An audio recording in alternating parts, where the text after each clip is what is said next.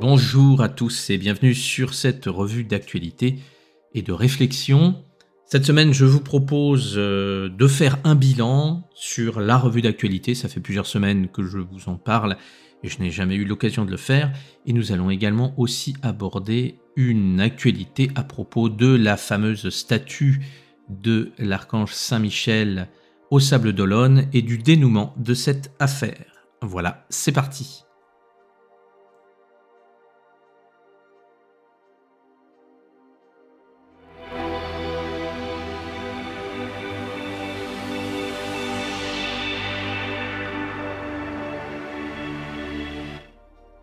Nous allons aborder maintenant la fin du feuilleton sur la statue de Saint-Michel.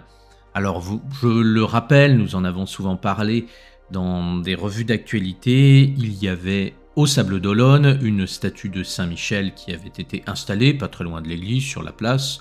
Tout le monde était content, bien évidemment, puisque c'était en adéquation avec les goûts des habitants des Sables d'Olonne, et il y avait une fameuse association que maintenant vous connaissez sûrement, qui s'appelle la Libre Pensée, qui était venue mettre son grain de sel, enfin ce serait plutôt un grain de sable, un gros rocher même, en disant vous n'avez pas le droit d'installer une statue parce que c'est contraire à la loi de séparation des églises et de l'État, et donc c'est un symbole religieux, vous n'avez pas le droit de faire ça.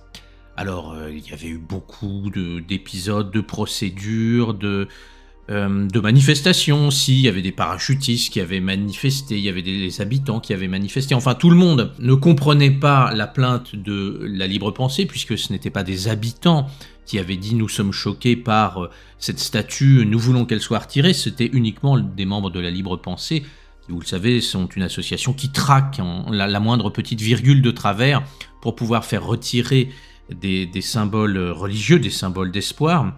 Et donc, ils avaient fini par gagner le procès.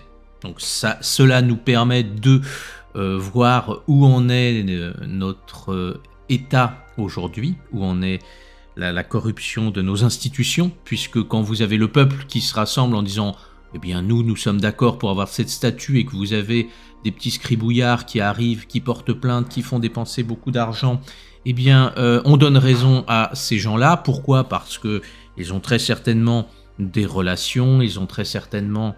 alors après, je ne vais pas faire de suppositions, mais vous imaginez que nécessairement, quand on apprend cette décision, on ne peut être qu'interpellé. D'ailleurs, si vous suivez les actualités qui ne sont pas religieuses, vous serez sûrement tous et toutes très étonnés de voir des décisions de justice qui sont de plus en plus folles, qui permettent de protéger les délinquants et d'attaquer les citoyens qui sont dans leurs droits et qui sont honnêtes. Mais c'est un autre sujet. Alors j'en reviens à la statue de Saint-Michel. Comment s'est terminée cette affaire ? Eh bien, la polémique dure depuis à peu près 2 ans maintenant. Donc la statue, rappelons-le, avait été installée sur le parvis de l'église en octobre 2018, donc c'était sur un terrain qui appartenait à la collectivité, à la ville, et pas un terrain qui appartenait à l'église, et c'est ça, ce sujet qui était à l'origine donc de la plainte de la Libre Pensée. Alors je vous passe les détails administratifs, les batailles juridiques, mais au final c'est bien la décision du tribunal de Nantes qui a été validée et qui a demandé à ce que on retire cette statue, qu'elle soit déboulonnée. Et l'épilogue, eh bien, c'est celui que je m'apprête à vous donner aujourd'hui. Alors, la mairie a vendu une petite parcelle de terrain à la paroisse, et donc on a déménagé la statue de quelques mètres pour la mettre sur le terrain qui désormais appartient à la paroisse, ce qui fait que dans la réalité, eh bien, tous les habitants de la ville des Sables d'Olonne sont contents puisque la statue de l'archange Saint-Michel reste bien devant l'église. Simplement, elle aura bougé de quelques mètres. Tout cela, la conclusion de tout cela, c'est qu'évidemment, la Libre Pensée a ennuyé tout le monde, a fait dépenser de l'argent, a fait dépenser du temps, de l'argent public que, évidemment, notre société a de plus en plus de mal à trouver. On a abordé ce sujet dans la vente d'églises et la rénovation d'églises. On vous dit qu'il n'y a plus d'argent et pourtant, pour la Libre Pensée, eh bien, il n'y a aucune conséquence. Ces gens s'amusent à éplucher administrativement des petites virgules à gauche, à droite pour faire valoir leur opinion à l'encontre des décisions du peuple, rappelons-le, parce que si jamais ils portaient une voix, on pourrait dire oui, mais ces gens représentent un quart de la population qui ne veut pas de ceci, cela. Mais là, dans toute leur... on l'avait vu souvent lors de ces revues d'actualité, dans toutes les plaintes qu'ils portent, personne n'est derrière eux. C'est-à-dire ce sont uniquement, comme je vous disais tout à l'heure, des personnes qui sont derrière leur ordinateur, qui doivent s'ennuyer fermement, et qui décident de trouver le moindre défaut administratif pour pouvoir attaquer. Et comme si notre justice avait besoin de cela, n'y a-t-il pas d'autre priorité que de faire déplacer des statues, déboulonner des statues?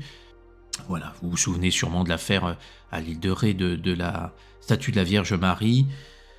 Eh bien là, au moins, il y a un dénouement final qui est une sorte de pied de nez à cette libre pensée, puisque eh bien, la statue est toujours là. Si vous allez au Sable d'Olonne, eh bien, vous verrez la statue de l'archange Saint-Michel, et cette statue pourra vous inspirer de très belles choses. C'est la conclusion de ce feuilleton, on va dire juridique, et qui est finalement très emblématique de tout ce qui se passe dans notre société. Alors, je voulais faire aussi un bilan de la revue d'actualité, puisque ça fait un peu plus d'un an qu'elle existe. Elle a commencé en septembre 2022. À l'origine, c'était sur ma chaîne principale. Et puis, la revue d'actualité est passée sur cette chaîne à partir de janvier 2023. Alors, nous avons développé ce concept tout au long de l'année. Et je voulais faire un peu un bilan pour voir comment se porte cette revue d'actualité. Les vues sont très inégales. Nous avons parfois des vidéos qui font plus de vues que le nombre d'abonnés, d'autres fois beaucoup moins. J'ai jamais vraiment compris pourquoi. En règle générale, c'est quand même malheureusement les news les plus tristes qui font le plus de vues. Et ça, c'est un peu la base de l'être humain. C'est que souvent... vous faites plus de vues en disant que tout va mal qu'en disant que tout va bien. Vous faites plus de vues en disant c'est la fin du monde qu'en disant travaillez sur vous-même et transformez ce monde pour qu'il soit selon la volonté de Dieu. Mais c'est ainsi. J'ai voulu aborder beaucoup de sujets qui, à mon sens, n'étaient pas plus abordés dans les médias classiques, ou alors étaient ridiculisés, tournés en ridicule. Donc il y a eu déjà la prise de conscience sur le pillage des églises, sur le vandalisme dans les églises, sur les incendies dans les églises qui étaient peu diffusés, et j'ai absolument voulu faire prendre conscience de cela.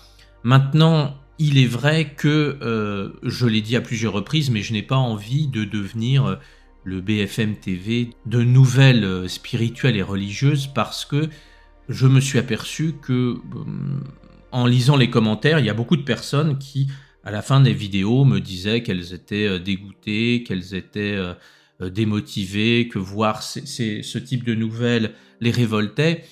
Et ce n'est pas le but de mes revues d'actualité, puisque ou même des vidéos que je produis. Si vous le savez, sur ma chaîne principale, mes vidéos sont là avant tout pour vous motiver, pour vous redonner espoir, pour vous inciter à agir. Et je me suis aperçu que souvent dans les revues d'actualité, eh bien, c'était un peu l'inverse que je retrouvais dans les commentaires, c'est-à-dire que beaucoup de personnes ne faisaient que finalement ce que la majorité fait avec les informations dans les médias, c'est-à-dire on arrive, on voit des informations qui sont anxiogènes, et puis on s'énerve, on a des réactions émotionnelles, on va même en parler avec d'autres personnes parce que l'on est submergé émotionnellement par de la colère, par de la révolte. Et puis au final, on fait pas grand-chose derrière. Et je n'ai pas vraiment envie de tomber là-dedans. J'ai néanmoins trouvé important de faire ces revues d'actualité parce que il y a des choses qui sont passées sous silence. Les exemples sur ces églises vandalisées, brûlées. Mais il y a aussi également de la part des médias classiques où il y a toujours des attaques systématiques de l'Église pour la montrer sous un angle mauvais, c'est-à-dire que les prêtres sont toujours présentés comme des pédophiles, comme des gens extrêmement frustrés, les croyants sont présentés comme des traditionalistes, vous savez, un petit peu vieille bourgeoisie, et que en gros, bah, si vous voulez être quelqu'un de cool, de bien dans votre peau, faut surtout pas ressembler à ça. Il vaut mieux aller faire du yoga et suivre des religions d'Extrême-Orient qui représentent la paix. Enfin, c'est ce que les magazines féminins vont vous vendre, puisque dans la réalité, la majorité des personnes qui font du yoga n'ont aucune connaissance de ce qu'est l'hindouisme, de ce qu'est le bouddhisme, de ce que sont les yogis. Et d'ailleurs, ce serait très intéressant d'en discuter et de comprendre que la majorité ne sait pas vraiment à quoi ils adhèrent. En fait, ils font plus un groupe d'amis qui se réunit pour faire une activité, comme avant on faisait le club de bridge, maintenant on fait le club de yoga. Et bon, bref, je m'éloigne un peu du sujet. Tout ça pour vous dire que je voulais vous alerter. J'ai aussi également voulu développer des parties de réflexion pour vous montrer comment dans les médias il y a des ficelles, comment on vous fait adhérer à certaines opinions, comment on vous fait adhérer à des idées qui sont à l'encontre de vos propres intérêts. Alors j'ai développé tout au long de cette année là aussi des réflexions pour vous montrer comment fonctionne la manipulation de masse, comment sur les... Aujourd'hui, alors ça se présente sous la forme notamment d'une fausse écologie, hein, puisque la plupart des soi-disant écolos ont des discours où ils disent sauver la planète et puis ils sont en fait extrêmement consuméristes, c'est-à-dire ce sont des gens, et comme je vois parfois des jeunes qui font des manifestations en disant hey, arrêtez, sauvons le climat, sauvons la planète, et puis ils courent rentrer chez eux, acheter sur Wish, Alibaba et d'autres sites chinois en faisant venir des choses de l'autre bout du monde qu'ils vont jeter après une utilisation et qui ont demandé des transports extrêmement importants. Mais ça, voilà, c'est la dissonance cognitive, on va dire, entre le discours qui montre qu'on est quelqu'un de bien et puis la réalité où dans les actes c'est tout autre chose. Donc ça, j'ai voulu vous en faire prendre conscience aussi. Quel sera l'avenir de cette revue d'actualité? Eh bien, je m'interroge parce que je n'ai pas envie de devenir redondant, c'est-à-dire à chaque fois de vous redonner des types d'infos que l'on a toujours vu, comme je vous dis, de lister le nombre d'églises qui a été vandalisé aujourd'hui, ça n'apporterait pas grand-chose. Donc je pense que les revues d'actualité vont s'espacer un peu plus, c'est-à-dire jusqu'à présent, je les faisais toutes les semaines, sauf exception, hein, comme la semaine dernière, ou quelquefois où il y a eu où j'ai eu quelques difficultés à boucler l'emploi du temps, mais en général, je me suis tenu à une vidéo par semaine.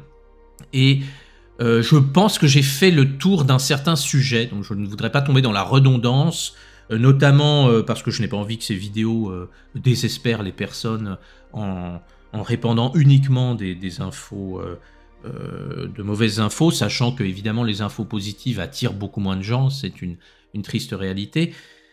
Et les réflexions aussi n'attirent pas nécessairement beaucoup de personnes. Les rares fois où je n'ai fait uniquement que des réflexions, j'ai bien vu que les audiences s'écroulaient, parce que c'est comme ça, on est dans une société où les gens regardent, ils veulent des choses qui les font réagir et puis qui ne les incitent pas à agir. Moi, c'est plutôt l'inverse. Donc je ne pense pas que la revue d'actualité va continuer toutes les semaines parce que il n'y aurait pas d'intérêt. Néanmoins, si je trouve parfois des news qui sont extrêmement importantes, eh bien évidemment, je vous les relaterai et je vous les partagerai. Mais si c'est uniquement pour vous dire voilà, telle statue a été brisée, telle personne a tagué telle église, tel autre a transformé une église en terrain de jeu, ça je pense avoir fait le tour et vous avoir fait prendre conscience de tout cela. Donc la revue d'actualité va devenir, d'actualité et de réflexion, va être beaucoup moins régulière, donc je ne peux pas vous dire quand sera la prochaine. Tout cela dépendra des nouvelles que j'aurai à vous annoncer. N'hésitez pas là aussi à partager vos avis en commentaire. Et puis, bah, merci de l'avoir suivi pour la majorité d'entre vous pendant un an, pendant un peu plus d'un an. J'espère que ça vous aura apporté du soutien, que ça vous aura ouvert les yeux sur les sujets que j'ai évoqués. Et puis, bah, évidemment, la chaîne principale continue. Et puis, celle-ci ne s'arrête pas, hein. Je ferai bien évidemment là aussi toujours des vidéos, mais elles seront beaucoup plus espacées et plus aussi régulières qu'elles ne le sont aujourd'hui. Voilà, ce sera tout pour cette semaine. Je vous souhaite, comme toujours, le meilleur